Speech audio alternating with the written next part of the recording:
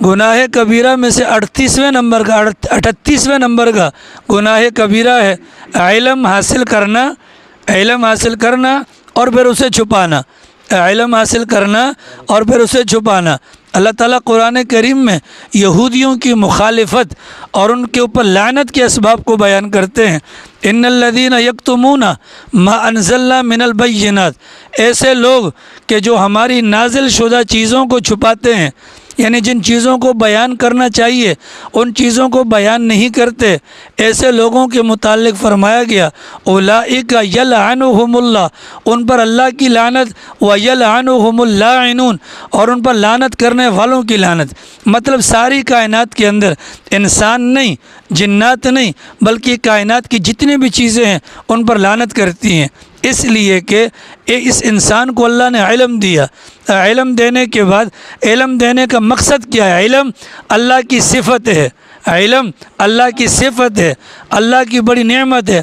الرحمن علم القرآن خلق الانسان علمہ البیان، ٹھیک ہے۔ الرحمن اللہ کی صفات کا بیان، ان میں سے پہلی صفت کیا ہے؟ علم القرآن، جس نے قرآن کی تعلیم دی۔ تو یہ علم، یہ تو اللہ کی نعمت ہے، یہ اللہ اسی کو دیتا ہے کہ جس سے اللہ نے کام لینا ہوتا ہے۔ اب اللہ نے نعمت دی، ایک خزانہ آ گیا، خزانہ آنے کے بعد اب یہ خزانے کو ظاہر نہیں کرتا، اگر کوئی اگر اس سے معلوم کرتا ہے اس کو بتاتا نہیں ہے، ایسا بندہ لعنت کا مستحق ہے۔ تو لعنت انسان پر تب پڑے گی جب انسان لعنت والے کام کرے گا، اور یہ لعنت والا کام ہے۔ اللہ نے جو دیا اس کو چھپا کر بیٹھ گیا، اللہ نے جو دیا اس کو ظاہر نہیں کیا۔ اللہ کے نبی علیہ السلام نے حجۃ الوداع کے موقع پر کیا فرمایا؟ بلغوا عنی ولو آیہ، میری طرف سے اگر ایک آیت بھی تم تک پہنچتی ہے تو علم آ گیا نا، اب تمہاری ذمہ داری ہے اس آیت کو آگے دوسروں تک پہنچائیں، ٹھیک ہے۔ 1.25 لاکھ صحابہ ہیں، ہم میں سے کسی نے سرکار کو نہیں دیکھا، ایسا ہے کہ نہیں؟ 1.25 لاکھ صحابہ میں سے 10,000 صحابہ کی قبریں مدینہ منورہ میں جنت البقیع میں ہیں۔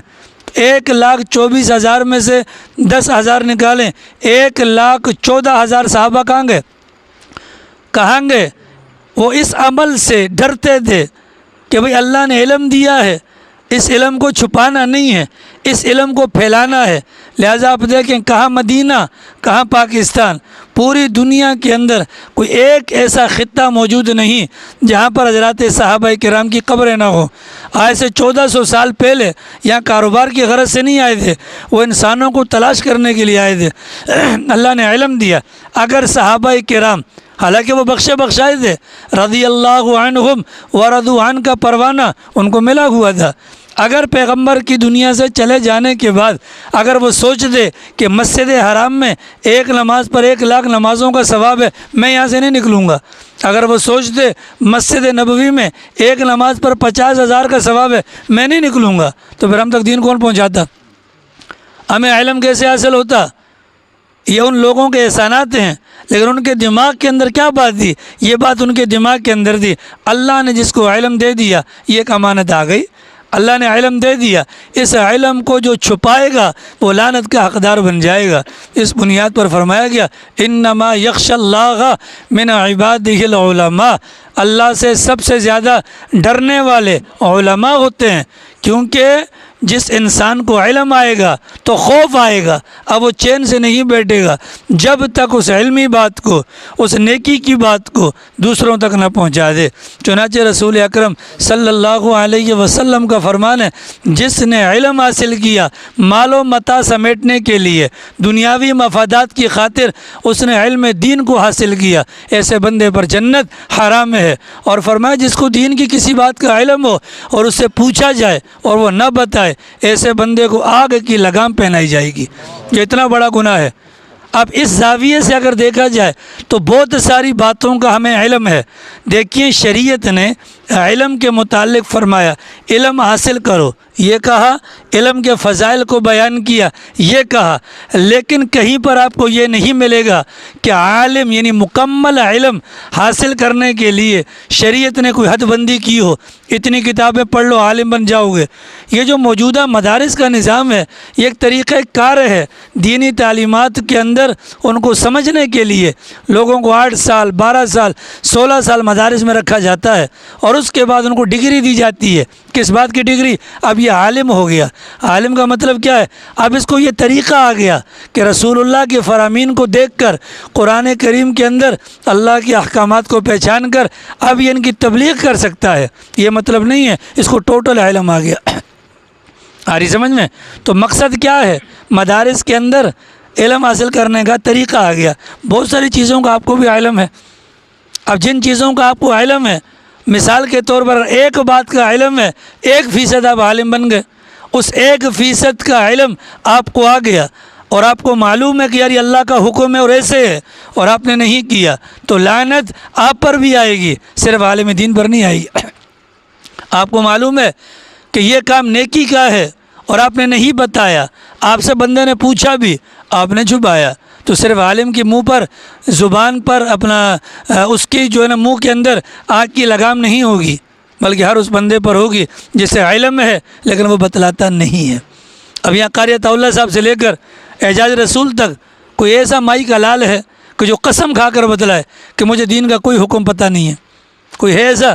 سب کو پتہ ہے، کچھ نہ کچھ پتہ ہے، کسی کو 100% ہوگا، کسی کو 50 ہوگا، کسی کو 40 ہوگا۔ تو وہ جتنا جس کو پتہ اتنے کا تو وہ مکلف ہے، اتنے کا وہ پابند ہے، جتنے کا وہ پابند ہے اس کو وہ آتا ہے اور نہیں بتلاتا۔ یلعنہم اللاعنون۔ تو لعنت کس پر آئے گی؟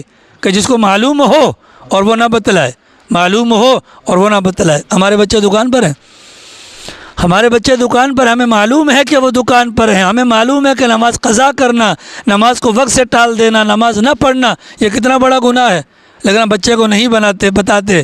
تو اللہ کی بھی لعنت ہے،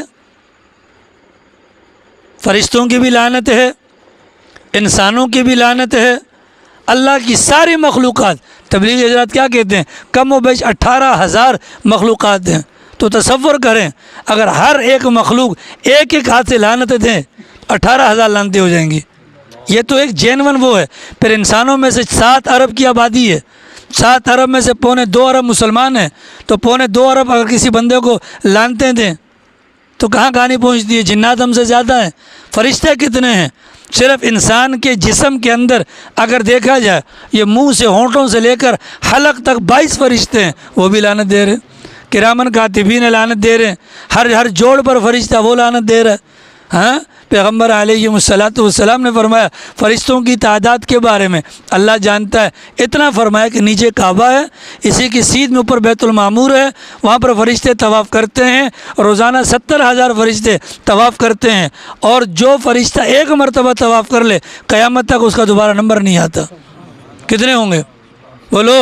وہ سارے لعنت کرتے ہیں۔ کس پر؟ علم موجود ہے پر علم کو چھپاتا ہے، علم موجود ہے علم کو ظاہر نہیں کرتا، اس کی نشر و اشاعت نہیں کرتا۔ تو جس بات کا ہمیں پتہ چل جائے پھر ہمیں چین نہیں آنا چاہیے، پھر ہمیں چین اس بات کا پرچار کرنا، اس بات کی نشر و اشاعت کرنا، اس بات کو آگے جا کر دوسروں تک پہنچانا، یہ علم کا تقاضا ہے۔ ایسا نہیں کریں گے تو لعنت کے مستحق ہو جائیں گے۔ تو گناہ کبیرہ میں سے 38ویں نمبر کا جو گناہ کبیرہ ہے علم چھپانا، علم چھپانا یا علم کو حاصل کرنا اور دنیا کے لیے حاصل کرنا۔ اللہ کی ذات اس لعنتی گناہ سے بھی میری بھی اور آپ کی بھی حفاظت فرمائے۔